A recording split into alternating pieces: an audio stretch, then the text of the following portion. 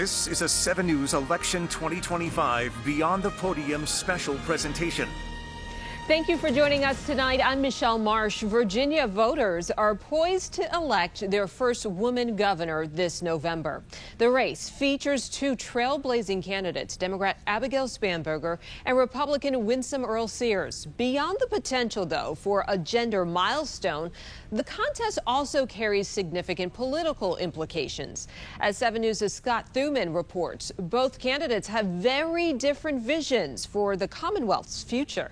We're going to have a woman governor, the first one ever, and it's about time. Spanberger, a former CIA officer and three-term U.S. representative, is campaigning on a platform of bipartisanship and pragmatic governance. The attacks on the federal workforce are real.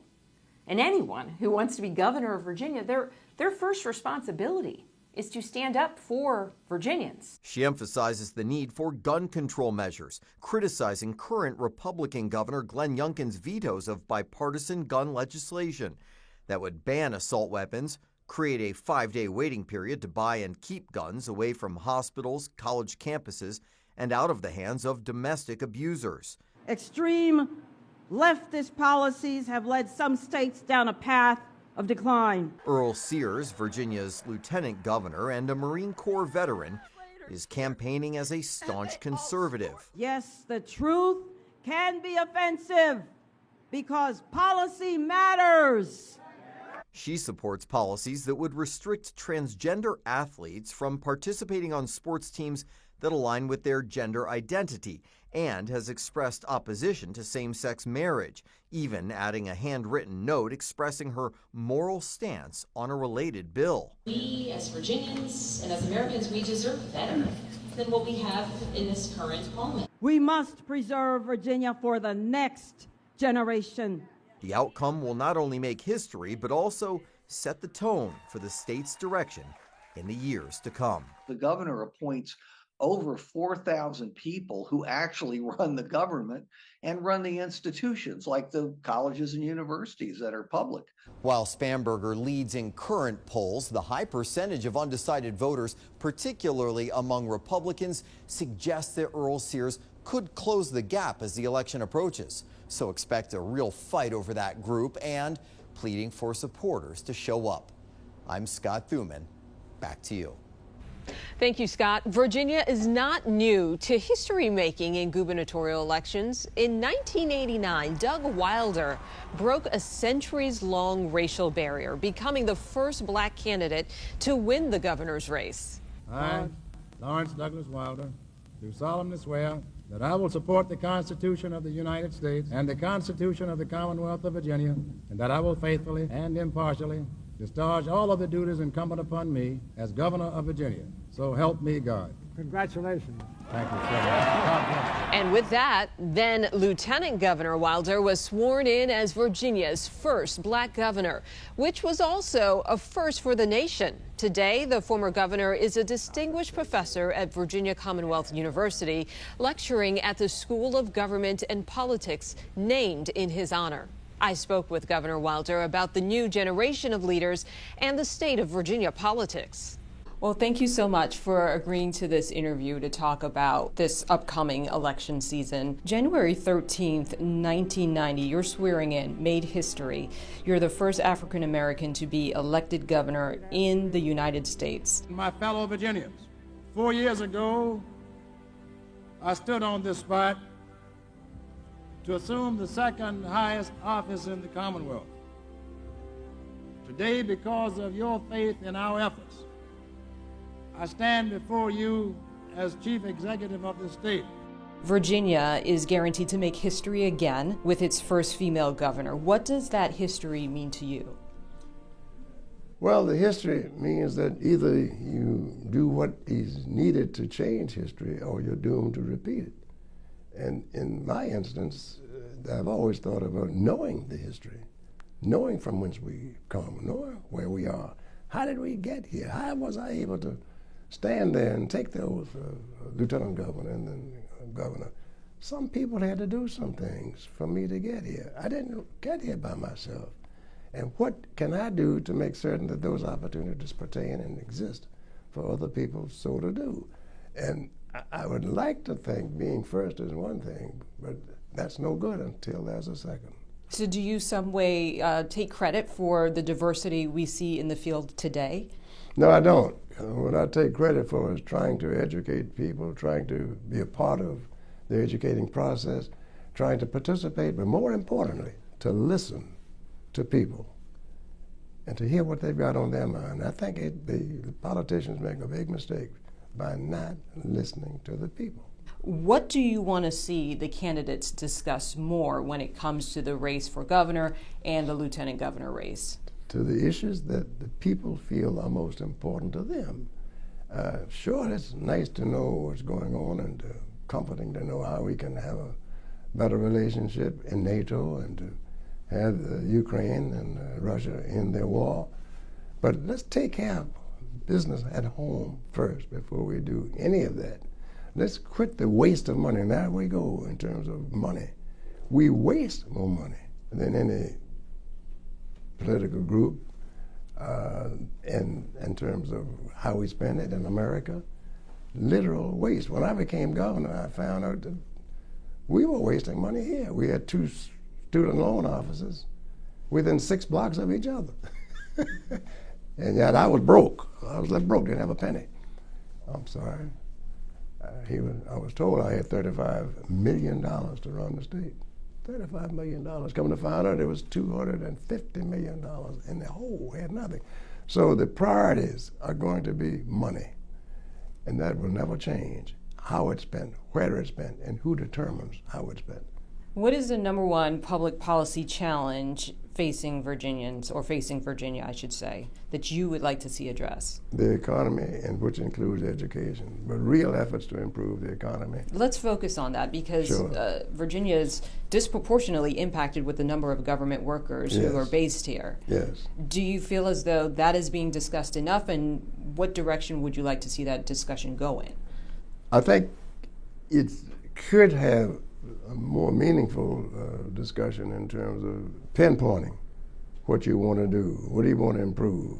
When I was lieutenant governor, I chaired a commission that was called Commission for People who were getting out of the military, officers who were retiring, but putting that experience to use.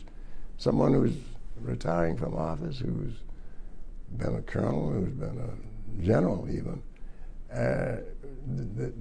they don't need to just be drawing a check. Let's capitalize on that. Let's spread it to the communities. Many of them would volunteer. And that's something else. I believe that we need to increase the numbers of persons who are interested in areas that are not necessarily government-sponsored, but don't require a great deal of money. You mean in terms of job expertise? Yes. Okay. Job expertise, training, and to show that skills, job apprenticeships that we have down in Newport News, the people that come out making big bucks. But we can do other things as well. What I'd like to see more of an opportunity for people to get a second chance at education, those that have dropped out. Everyone doesn't have to go to college to be productive in terms of citizenship. But what are you doing in between that level? Reproductive rights was a central theme of your 1989 campaign. Newsweek this week, I believe, will report that it expects you to be elected governor on the issue of abortion. Do you believe that's true, and how do you feel about a campaign turning on that one particular subject? Well, I'd hope to be elected, period. I think that's true. And I should hope that Newsweek is prophetic to the extent that they know something that's going on. I would say to you that there are any number of issues that are taking place in Virginia relative to why people are going to be voting for me, because I just alluded to one. We want to move Virginia forward. We've not sat on our hands in terms of education. We've fully funded the standards of quality in education. When my opponent was Attorney General, that was about 75% so. We've moved the quality of life. We've created more jobs. We've created more business opportunities. The abortion issue is symptomatic because that says it's another instance of turning Virginia back, turning the state back, turning the country back. This will be the first gubernatorial election in Virginia since Roe versus Wade was overturned. How significant will reproductive rights in your eyes be for this campaign? I think it'll be very significant, but I think it has to be the way it's portrayed and the way that it's spoken of. For instance, to say I'm against Roe v. Wade, okay, why? Because it's, I don't believe in abortion, all right? Do you believe in a person's right to choose their own lifestyle and livelihood? Yeah, oh yes, I do that. When I ran for lieutenant governor, I was going all over the state, meeting people, and I was advised by guys in the Senate that I'd served with. They said, Doug, if we go into these stores, particularly in the rural areas, you can't shake one hand and leave, or two hands. You have to shake everybody's hand that's there. So I said, okay, we got that covered. So I went to this place, passing out grip cards, and I was just about ready to leave. And they came and told me, said, you haven't shaken a hand with this man over here on the other side. I said, well, I got to make certain I do. And I went over and shook his hand and said, sir, he was dressed in a bandana around his neck, tobacco creases in his jaw, big straw hat on, and dungarees on. He said, I thought you were going to pass me by. I said, oh, no, sir, I'm here to shake and speak to everyone. He said, I have something I want to ask you. I said, well, yes, what is it? Well, I ask you about this abortion, miss. I said, oh, my goodness, I could have been out of here. I didn't have to stop. So I went on with my practice Jeffersonian spiel, government has no right to, it ain't no man's business, no way, is it? Wow, look how prejudiced I was to guess this man felt one way just by looking at him and the way he dressed. And so I found that to be the case in my campaign for lieutenant governor. And I find that to be the case now. Virginia is not a red-blue state to be defined that way. I used to call it a purple state. Now I call it a people's state. Do you think that single issue, reproductive rights, is enough that a campaign could turn on that? And do you believe that the differences that we're seeing between these two candidates is stark enough that it could be a deciding factor? I think it will be a factor, but I think there are other things that likewise will be a factor. Housing, public health. I know abortion is a part of health, but public health, taxation, the cost of living, and again, and education. Education will always be high, almost highest of the priorities of the voters, because if they had a good education, they want their children and their progeny likewise to have the same. If they haven't, they want to know what can they do to do it. Will it play a role? Yes, it will play a role, and it'll play a big role. So you believe there's a multitude of issues that will mobilize voters? Yes. More importantly, though, listening to the voters. And it's hard to get people seeking office to do that. I know that in your race back in the 80s, it was discussed about being one of the most expensive gubernatorial campaigns. Now you look at the numbers, we're seeing record spending in this year's race for governor. How much does that concern you? A great deal. We had Citizens United in place when I ran. The corporation was limited in terms of how much money people can raise. Today, it's unlimited. So and what's the dangers of that you're concerned about? The danger is that who are you going to pay attention to? I'm running for office. She's running for office. You give me $1 million without saying anything at all. Hey, Doug, here's $1 million. Want to help you a little bit. She asks, she gets nothing. Then you come, oh, Doug, you know what? Get something I want to ask you about. This thing is coming up. Could you help me a little? Well, human nature sets in then. You're going to listen to what? Your friends. And so it's an unfortunate thing that money does have a disproportionate effect in politics. How do you change it? And it's a very difficult question to answer. How do you control it? Put limits on it? Control it? Go back as I said, the whole time I was in law school, we were taught that a corporation was not a person.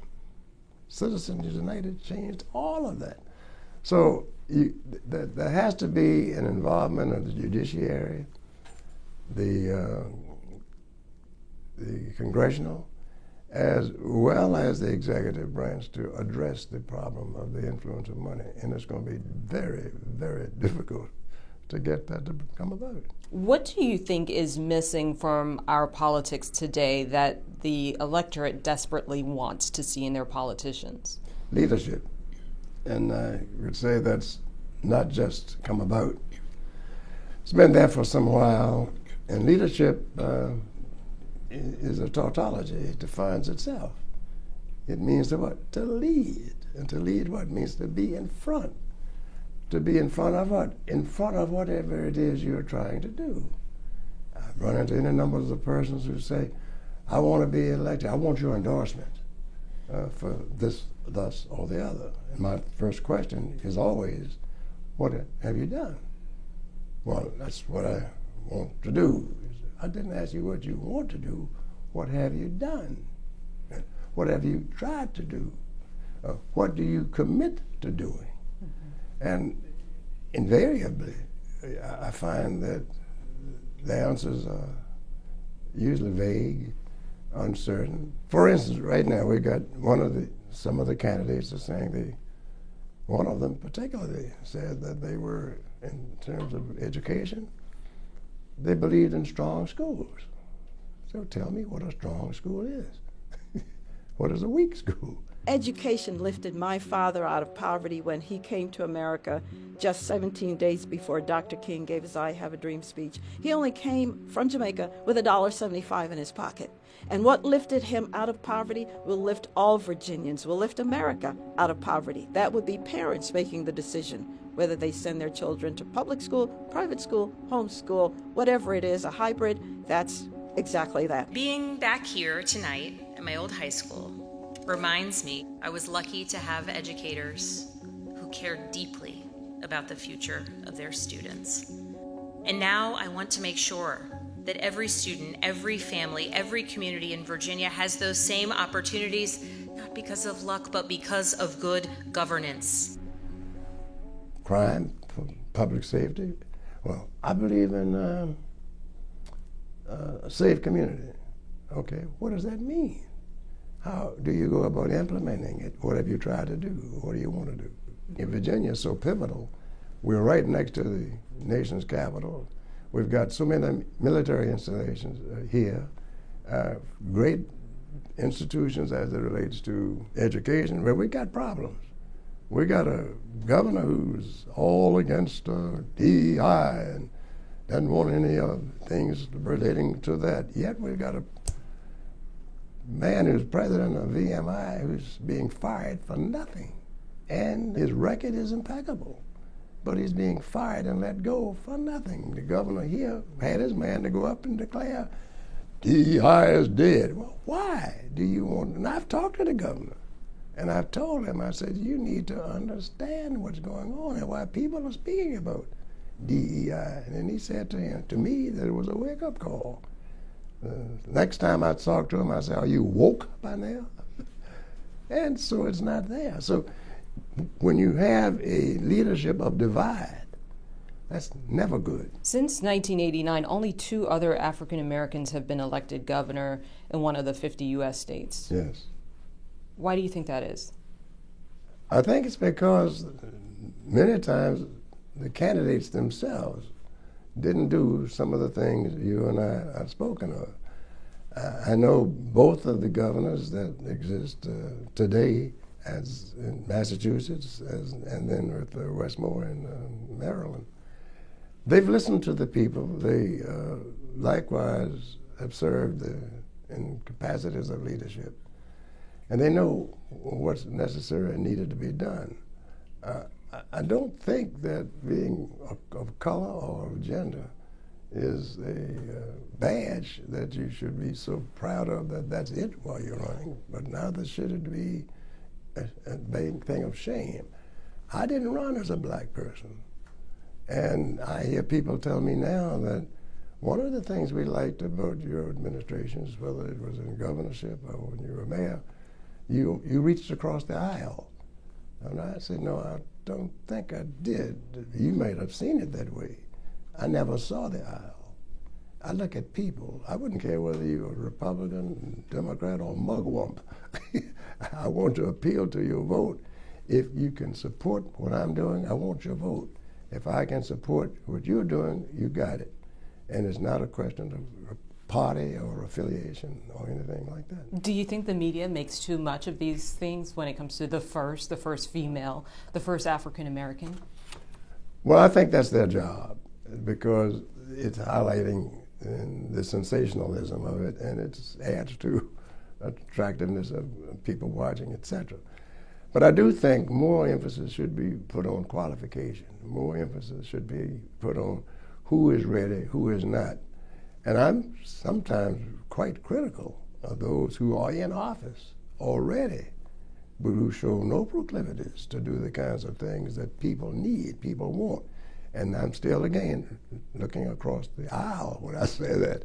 I'm speaking about all of those people who are in office. Are they doing the job? Your race for governor was decided by the closest of margins, yes. Less than 7,000 votes. Yes. Do you believe this year's race will be a close race? For governor? Yes. At this stage, I don't think so. I think that the Democratic candidate has had a bit of experience in terms of being in the Congress, not having to fight as hard for the nomination as such, and also will have a pretty much united front. We've already seen what's taking place in the Republican Party as it relates to the lieutenant governor's race, which will have spillover effects for the governor's race. And then the other thing is that as far as the current lieutenant governor being the nominee of the party, the question then comes again, what have you done? What did you try to do? And what are you going to do? And I would say if I had to bet today that it would be uphill for Winsome. She's a nice lady. I've talked with her and we'll talk further. But I would clearly think that the Democratic ticket would be ahead. So that's interesting. You believe because of some of the infighting that we're seeing on the Republican side, that's going to have spillover effect? Yes, it is. I mean, you can't say something is terrible today and tomorrow, well, it's all right. Well, make up your mind. It's a distraction for campaigns, and it's distraction from people paying attention to the most important issues. I do know this. When there is a tie in that Senate, John Reed is going to sign bills the right way and say no when they're the wrong bills. He will stand up for our values. Well, why in the hell did you ask him to get out in the first place? So that's damaging enough that you can't come back from that, you believe? Well, you can, but is there enough oil in the tank to bring it back? So in this year's race, have you endorsed someone? No. However, do I meet with those people who are running? Yes. I meet with the people who are running for governor, lieutenant governor, attorney general, etc. And their way is to let people know if you think their candidacies are favorable. I've not done that yet. Governor Youngkin ran for governor. I did not endorse his opponent, who was McAuliffe, who had been governor before. I had several reasons for not endorsing Terry.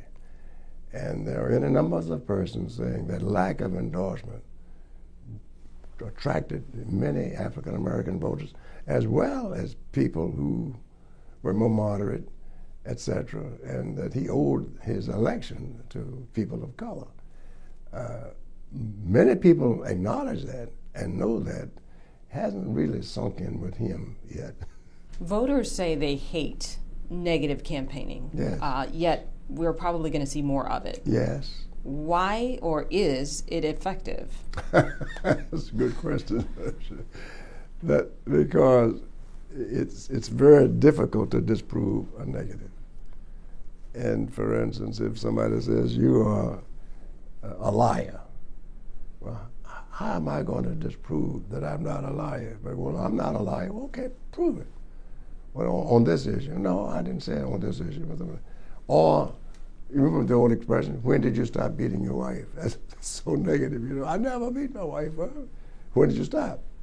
So I think it's exhilarating, it's fascinating, the negatives, but it's not educational to the extent of improving society. If you were in the height of your political career, would you have an appetite for running in this current climate?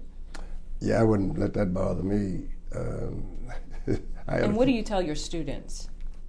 Don't be afraid of anything. There's nothing to fear but fear itself.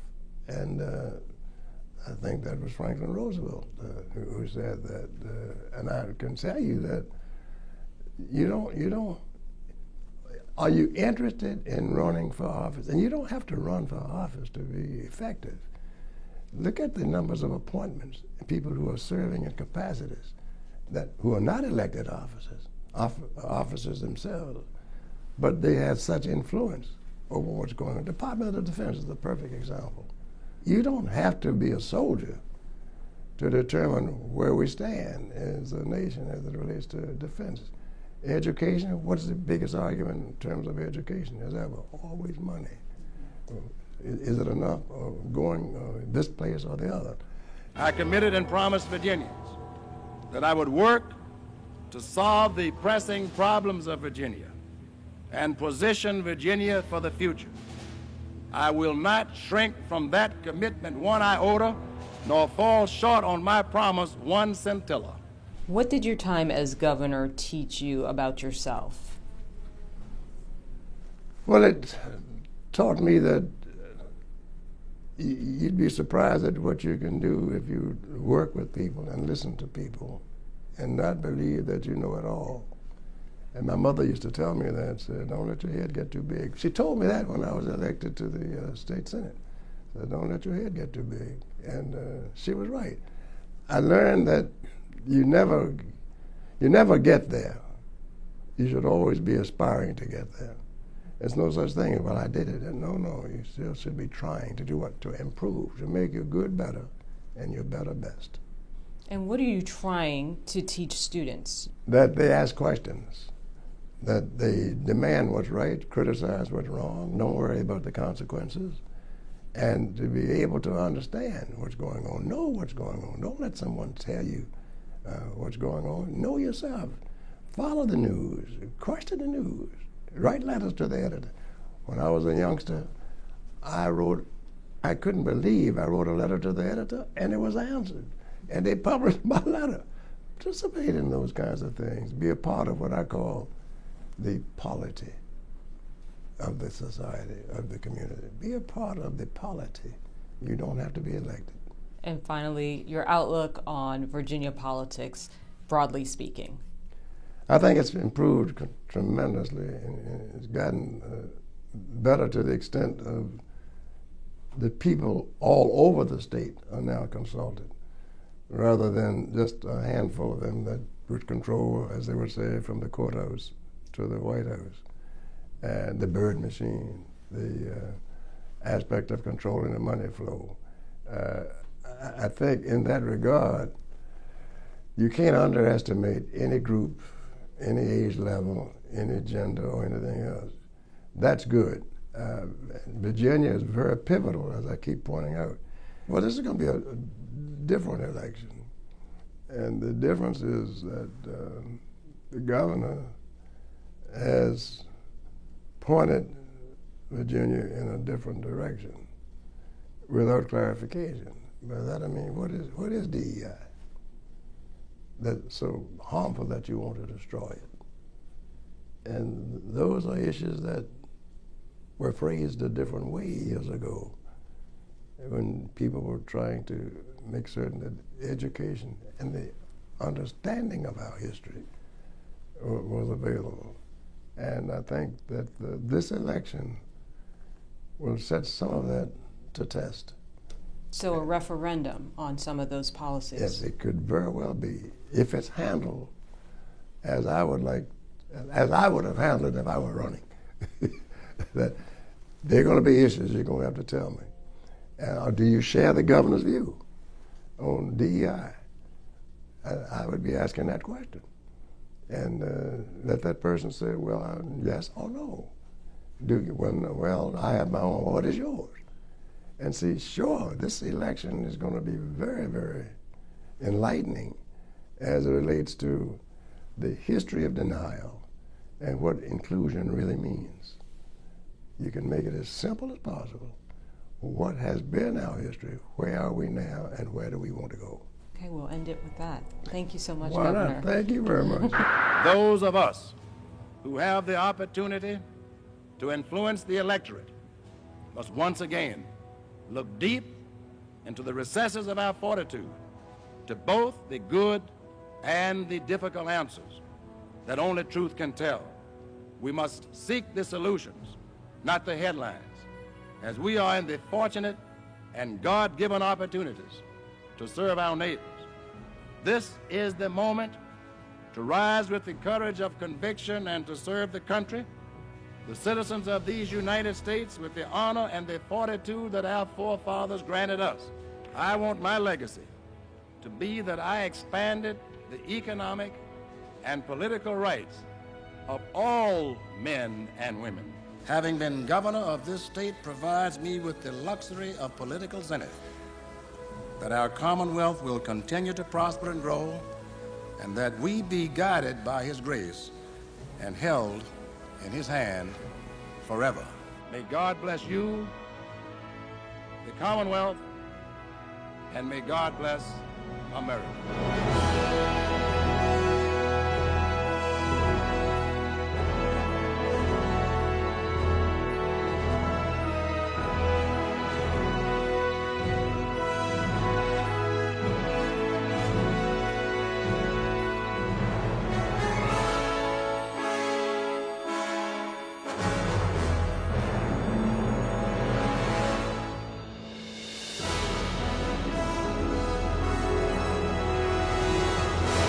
Early voting in this race starts in September. The election is November 4th. For more information on Virginia's elections, visit WJLA.com.